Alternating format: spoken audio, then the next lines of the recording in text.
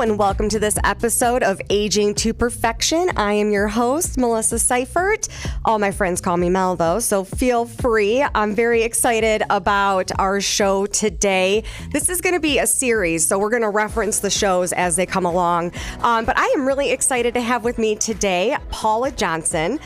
She is an occupational therapist and also a naturopath. So welcome, Paula. Yeah, thank you for having me. I'm so excited to be here. Yeah, so we have a lot to talk about in these four segments. We're going to talk about intermittent fasting. We're going to talk about, the next one's going to be about mental health, and all these great things that we really need to focus on in the new year. You know, I think we just overindulge during Christmas. We get stressed out. We just talked about that before.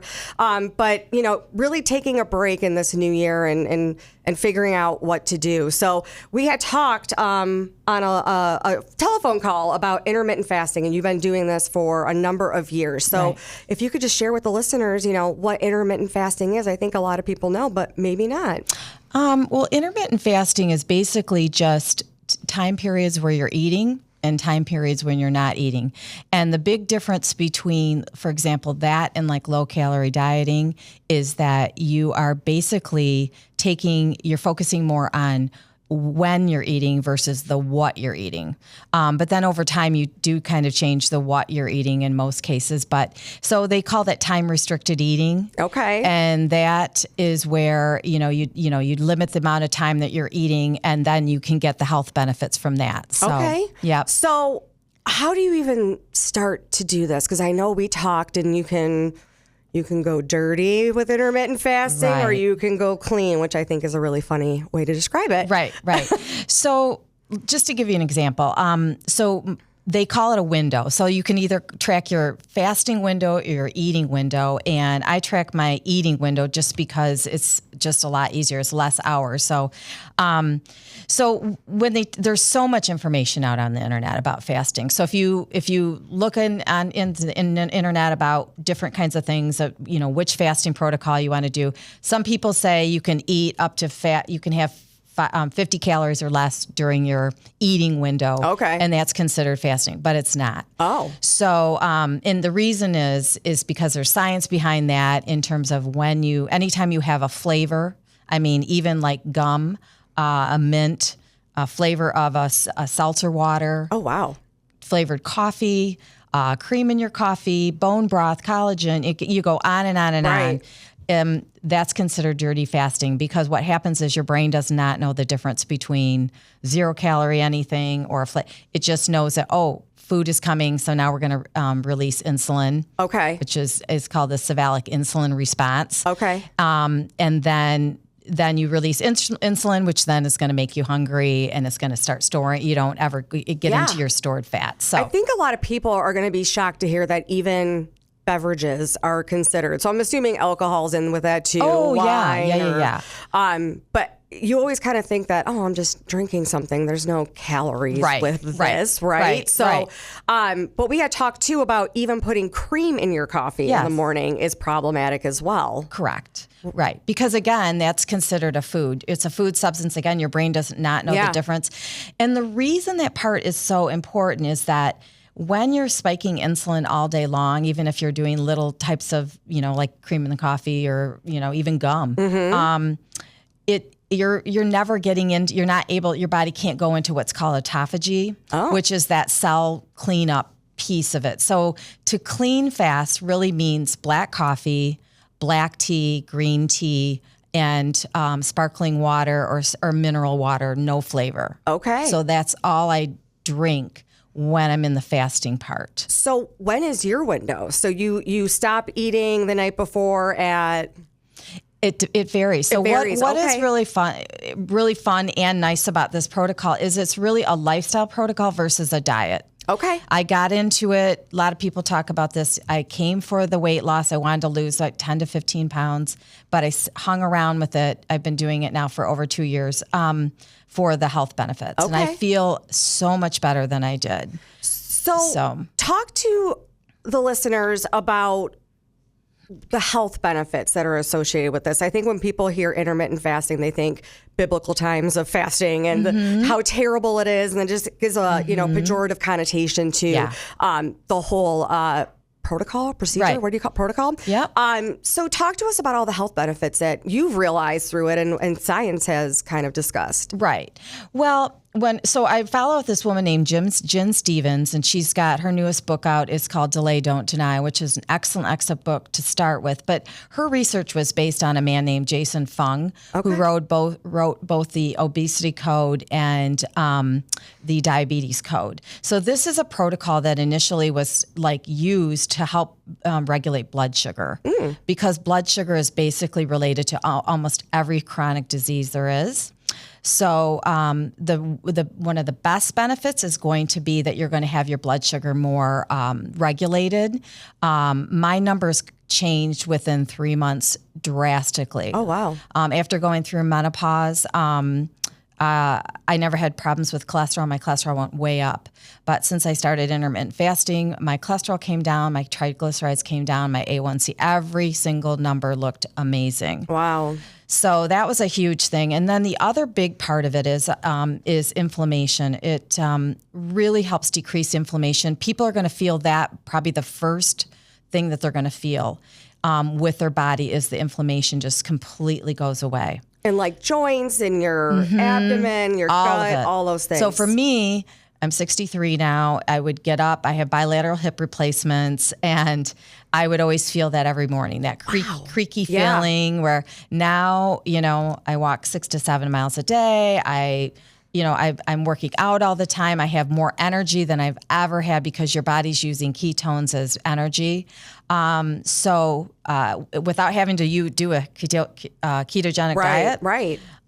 So that's really been a huge piece, that metabolic improvement in my health. There's been just the brain health that they look at it now as a way of helping to longevity-wise help to keep, almost like it's neurogenerative. It keeps things working really well because diabetes 3 is considered Alzheimer's. Oh. It's related to blood sugars in the brain, which then build up that amyloid plaque and that kind of thing. So it's very neuroprotective. So that was another piece of it. But I mean, there's just the things go on and on and on.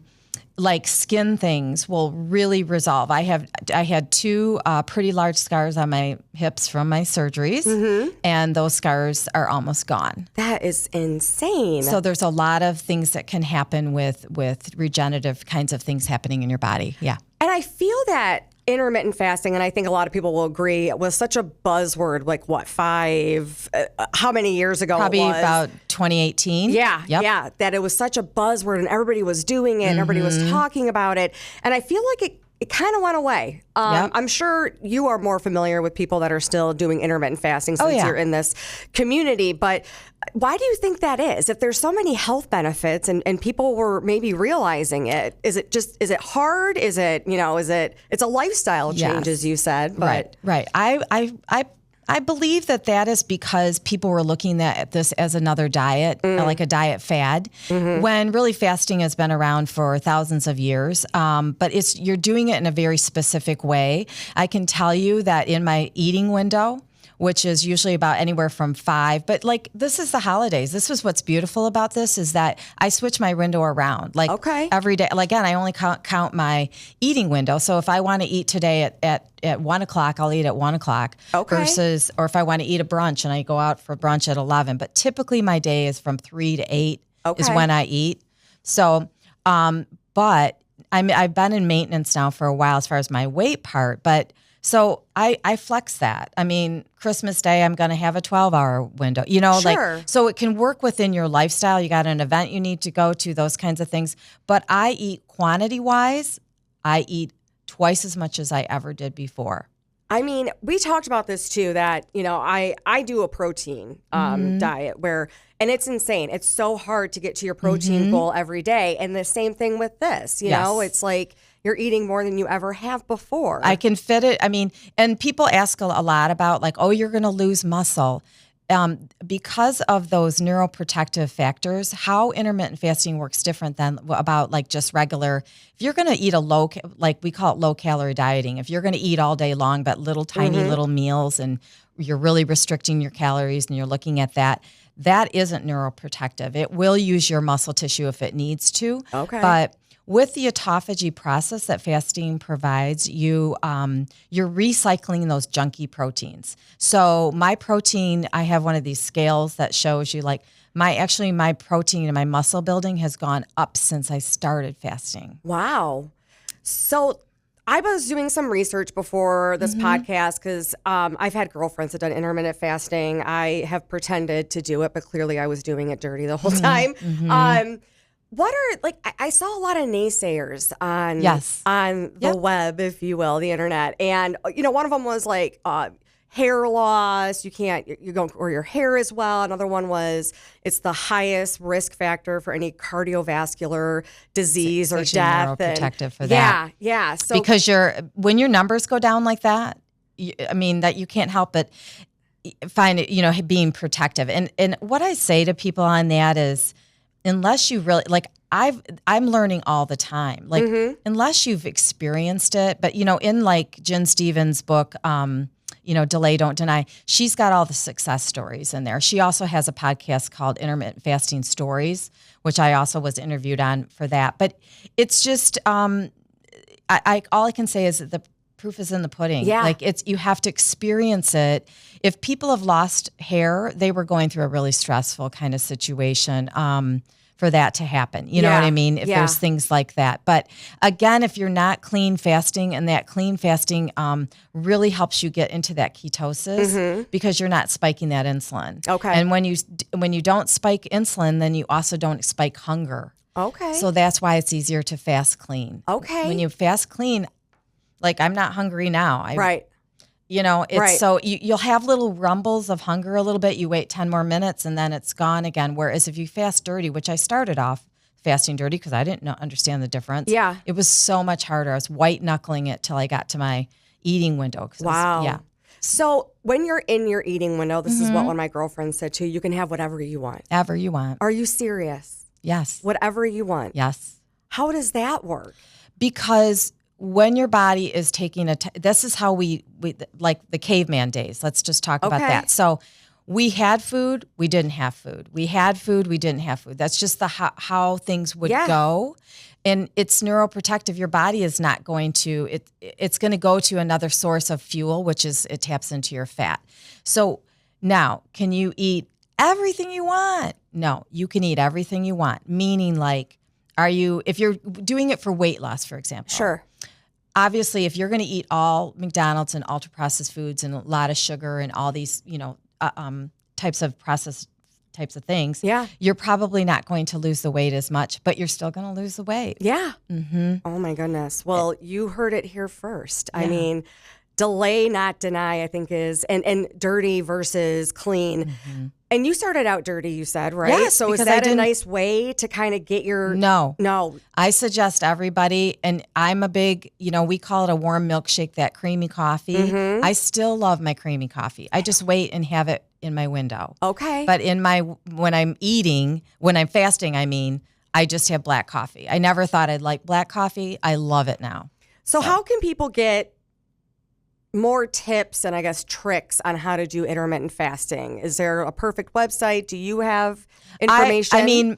I mentioned her a number of times. Jen Stevens is really the guru. She was actually an educator and had she lost 80 pounds herself. Oh my goodness. And has maintained that for over 10 years. So she has that Intermittent Fasting Stories podcast.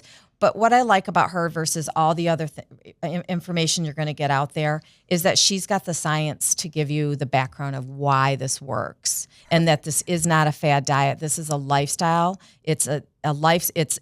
I came for the weight loss, but I stayed for the health benefits. Yeah. So as you're aging, it's really important to look at those things. Well, it sounds like there is a bit of discipline involved in it, but at the end of the day, if the benefits outweigh that discipline, you're getting what you want. My mom always said, nothing tastes as good as being skinny feels. Right. But you love your food that much more. And the other piece that went away from me, I've been, like I think with most men and women, we are always looking at our weight.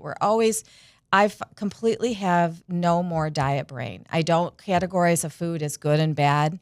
I can have everything I want. And I do now. Now I will like have a dessert or, have things that I might not usually have. I'll have that. And I've never had that freedom in my life before. So it's worked really great for me. Well, this might be the nice jumpstart, this conversation to after the holidays of overindulging, or maybe try it over the holidays when, you're done with Christmas and before New Year's and see how it goes. Yeah. But thank you so much, Paula, for being on here today.